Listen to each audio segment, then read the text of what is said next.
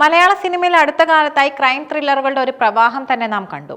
എന്നാൽ അവയിൽ ഭൂരിഭാഗവും ഒരു കൊലപാതകവും അത് അന്വേഷിക്കാൻ എത്തുന്ന ഉദ്യോഗസ്ഥനും സ്ഥിരം ഫോർമുലയിൽ ഒതുങ്ങിപ്പോവുകയായിരുന്നു. ഈ ഒരു പശ്ചാത്തലത്തിലാണ് ജിത്തു ജോസഫ് എന്ന മാസ്റ്റർ ഡയറക്ടർ തന്റെ പുതിയ ചിത്രമായ വലതുവശത്തെ കള്ളൻ അവതരിപ്പിക്കുന്നത്. കേവലം ഒരു കുറ്റാന്വേഷണ കഥ എന്നതിലുപരി മനുഷ്യന്റെ ധാർമ്മികതയും നിയമവ്യവസ്ഥയുടെ പരിമിതികളെയും അധികാരത്തോടുള്ള വ്യക്തികളുടെ മനോഭാവത്തെയും വിചാരണ ചെയ്യുന്ന ഒരു ദൃശ്യാവിഷ്കാരമായി ഈ സിനിമ മാറുന്നു. സിനിമയുടെ പേര് തന്നെ പ്രേക്ഷകരിൽ വലിയ കൗതുകം ജനിപ്പിച്ചിരുന്നു. ക്രൈസ്തവ വിശ്വാസം അനുസരിച്ച് ക്രിസ്തുവിനൊപ്പം കുരിശിലേറ്റപ്പെട്ട രണ്ട് കള്ളന്മാരിൽ വലതുവശത്തുണ്ടായിരുന്നവൻ തന്റെ തെറ്റുകൾ ഏറ്റുപറയുകയും പശ്ചാത്തപിക്കുകയും ചെയ്തവനാണ്. ഈ ഒരു ആത്മീയ അർത്ഥതലം സിനിമയുടെ അടിത്തറയായി മാറുന്നുണ്ട്. ജോർജ് ജോർജ് അവതരിപ്പിക്കുന്ന സാം എന്ന കഥാപാത്രം ഈ ഒരു പശ്ചാത്തലത്തിന്റെയും എന്നാൽ അതിലുപരി നീതി നടപ്പിലാക്കാൻ തനിക്ക് മാത്രമാണ് അവകാശം എന്ന തന്റേടത്തിന്റെയും പ്രതീകമാണ്.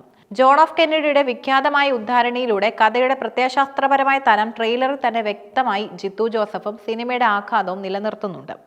ബിജു മേനോൻ അവതരിപ്പിക്കുന്ന ആന്റണി എന്ന പോലീസ് ഓഫീസർ നമ്മുടെ നീതിന്യായ വ്യവസ്ഥയുടെ നേർചിത്രമാണ്.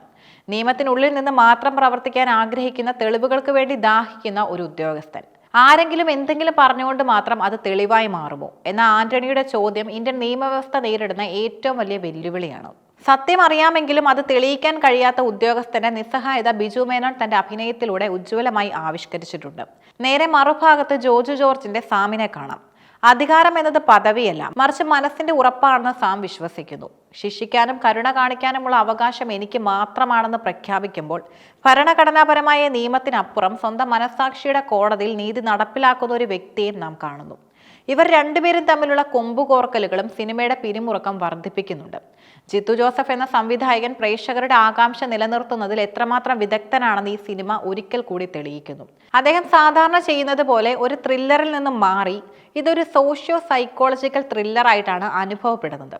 സതീഷ് കുറുപ്പിന്റെ ഛായാഗ്രഹണവും സിനിമയുടെ മൂഡിനെ വലിയ രീതിയിൽ സ്വാധീനിക്കുന്നുണ്ട്. രാത്രികാല ദൃശ്യങ്ങളും ഇരുണ്ട പ്രദേശങ്ങളും കാടിന്റെ പശ്ചാത്തലവും സിനിമയ്ക്കൊരു ഗൂഢാത്മക സ്വഭാവം നൽകുന്നു. വിഷ്ണു ശ്യാമിന്റെ പശ്ചാത്തല സംഗീതം സിനിമയിലെ ഓരോ ഡയലോഗിന്റെയും ഗൗരവം വർദ്ധിപ്പിക്കുന്നു. പ്രേക്ഷകനെ ഓരോ നിമിഷവും മുൾമുനയിൽ നിർത്തുന്ന രീതിയിലാണ് ഇതിന്റെ ശബ്ദ സംവിധാനം ഒരുക്കിയിരിക്കുന്നത്. വിനായക് VSന്റെ എഡിറ്റിംഗ് സിനിമയുടെ താളം ഒട്ടും ചോർന്നു പോകാതെ കാത്തു സൂക്ഷിക്കുന്നു. ജോർജ് ജോർജും ബിജു മേനോനും തമ്മിലുള്ള സ്ക്രീൻ പ്രസൻസ് തന്നെയാണ് സിനിമയുടെ ഏറ്റവും വലിയ ആകർഷണം.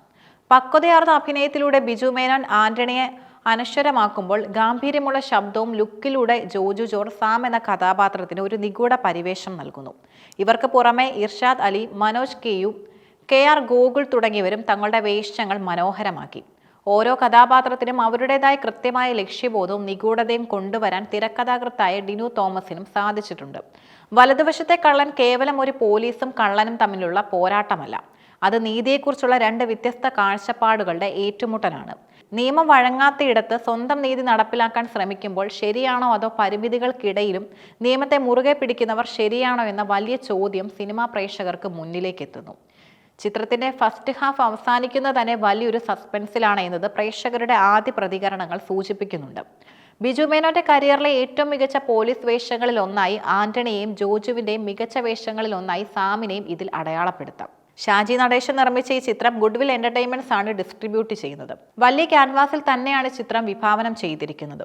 ചുരുക്കത്തിൽ പ്രേക്ഷകർക്ക് ആസ്വദിക്കാവുന്ന, ചിന്തിപ്പിക്കാവുന്ന ഒരു മികച്ച ഇമോഷണൽ ക്രൈം ഡ്രാമയാണ് വലതുവശത്തെ കള്ളൻ.